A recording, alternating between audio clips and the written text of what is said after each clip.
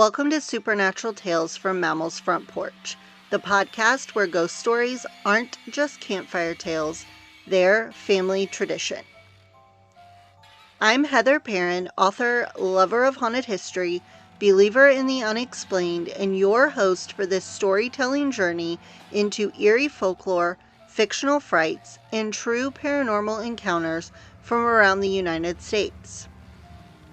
Each week, I'll be sharing tales that are a little strange, a little spine-tingling, and maybe, just maybe, true. So grab a mason jar of sweet tea, pull up a chair, and settle in.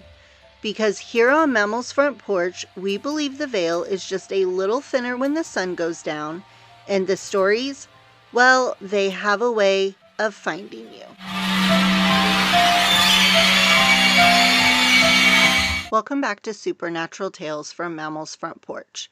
I'm Heather, and today we're traveling to the heart of Ohio to explore a place that has witnessed frontier life, tragedy, murder, and more than a century of unexplained activity.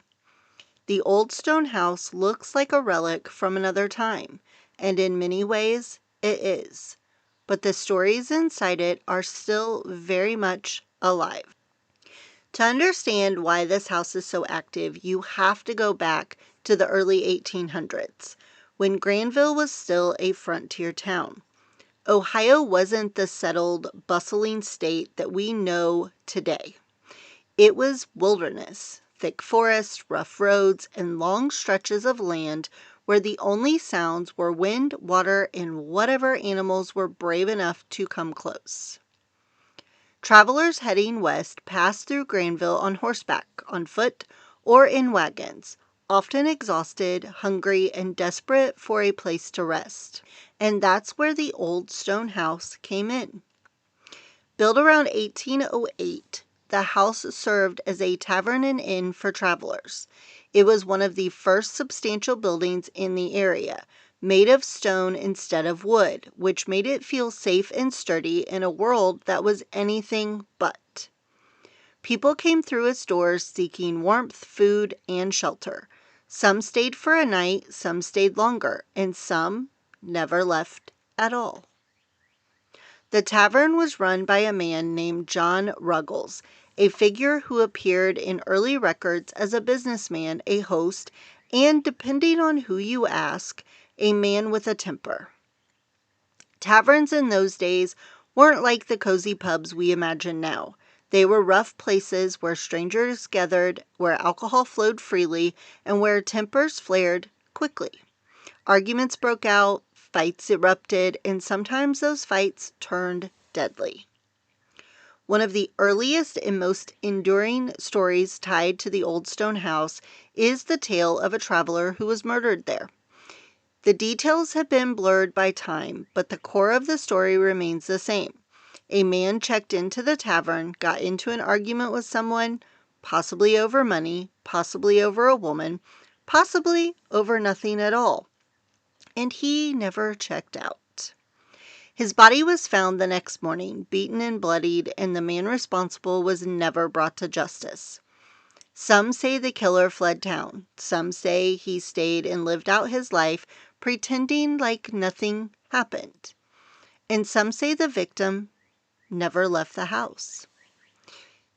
Visitors today report seeing a man standing in the corner of one of the upstairs rooms, his face bruised, his expression dazed, like he's still trying to understand what happened to him. Others hear footsteps pacing back and forth or the sound of someone falling, followed by a heavy thud. Some feel a sudden wave of sadness, like grief settling into their bones, and some feel anger, sharp, hot, and unexplainable, as if they've stepped into the middle of a fight that never ended. But the murdered traveler isn't the only spirit in the old stone house. Over the years, the building served many purposes. It was a tavern, an inn, a family home, and at one point a stop on the Underground Railroad. Granville was known for its abolitionist leanings, and the thick stone walls of the house made it a safe place to hide people fleeing slavery. There are stories of hidden rooms, secret compartments, and narrow spaces where people waited in silence, praying they wouldn't be discovered.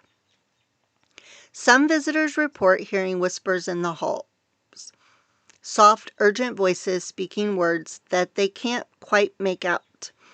Others hear the sound of someone breathing heavily, like they're trying to stay quiet. And some have seen a shadowy figure slipping through a doorway that leads to a room that no longer exists. Whether these are the spirits of those who hid there or simply the echoes of their fear, the energy is unmistakable. The house also has a long history of illness and death. In the 1800s, disease spread quickly, especially in places where travelers came and went. People died of fevers, infections, and injuries that would be treatable today. Some died in their sleep, some died in agony, and some died alone, far from home, with no one to claim their bodies. The house became resting place for the forgotten, the lost, and the unlucky. One of the most commonly reported spirits is that of a woman who appears in the hallway, dressed in clothing from the early 19th century. She's seen walking slowly, her head bowed, her hands clasped in front of her. Some believe she was a traveler who died of illness. Others think she was a local woman who lost her life in childbirth. And some say she's connected to the Underground Railroad, a woman who helped others escape only to meet a tragic end herself. Whatever her story, she carries a deep sadness with her. People who see her often feel a heaviness in their chest, like they're sharing in her grief. The old stone house also has a child spirit, a little girl who is often heard laughing or running across the upstairs floor. No one knows who she was, but her presence is one of the lighter ones in the house. People hear her giggle, hear her footsteps, and sometimes feel a small hand brush against theirs. Some have seen her peeking around corners, her face curious and bright, before she disappears. It's a reminder that not all spirits are trapped in fear or sorrow. Some are simply lingering in the place they once felt safe. But not all of the spirits in the old stone house are gentle. There's something darker in the basement, something that makes even seasoned investigators uneasy. The basement was used for storage, for food preparation, and sometimes as a place to keep people who were sick or dying. It's cold, damp, and filled with shadows that seem to move on their own. People report feeling watched, feeling touched, feeling like someone is standing right behind them.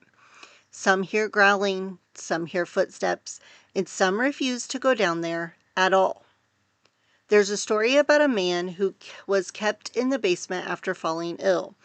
Some say he was delirious, some say he was violent, some say he was dangerous. But no matter what they say, we do know he died down there, alone in the dark. And people believe he's still there, still angry, still trapped in the place where he took his last breath. Visitors describe a heavy, oppressive feeling in the basement, like the air is pressing down on them. Some feel dizzy or nauseous, and some feel a sudden urge to leave, as if something is pushing them toward the stairs. The old stone house is full of these stories of travelers, families, fugitives, and forgotten souls. The walls have absorbed their fear, their hope, their grief, and their joy. And the land, already heavy with history, holds all of it like a memory that refuses to fade. What makes this place so haunted isn't just the number of deaths or the tragedies that happened here. It's the emotional intensity of the lives lived within those stone walls. This was a place where people came seeking shelter, safety, and rest. Some found it, some didn't, and the ones who didn't seem to have left pieces of themselves behind. People who visit the old stone house today, whether they're historians, investigators, or just curious, all say the same thing. The building feels alive. Not in a comforting way, though. In a watchful way. like the people who lived and died there are still trying to tell their stories, still trying to be seen, still trying to be remembered. If you ever visit, go with respect as always. Go with an open mind and go knowing that you're stepping into a place where the past is still breathing. The old stone house isn't just a historical landmark. It's a living memory, one that whispers, watches, and waits. Thank you for joining me on this episode of Supernatural Tales from Mammal's Front Porch. Next time, we're heading over to Sutton, West Virginia to explore another haunt with a story that will stay with you long after the episode ends. Until then, thank you for spending time on the porch with me. If you liked today's episode, be sure to follow the show, leave a review, and tell a friend who loves a good spooky podcast. You can also find me on Facebook and TikTok at Supernatural Tales from Mammal's Front Porch for more updates, behind-the-scenes looks, and the occasional eerie extra. And if you'd like to support the podcast and get access to bonus content, sneak peeks, book readings, and more, come visit me over on Patreon. I'd love to have you join me on the front porch. All of these things will be linked in the show notes. This has been Supernatural Tales from Mammal's Front Porch with Heather Perrin. Keep your porch light on because you never know who or what might stop by.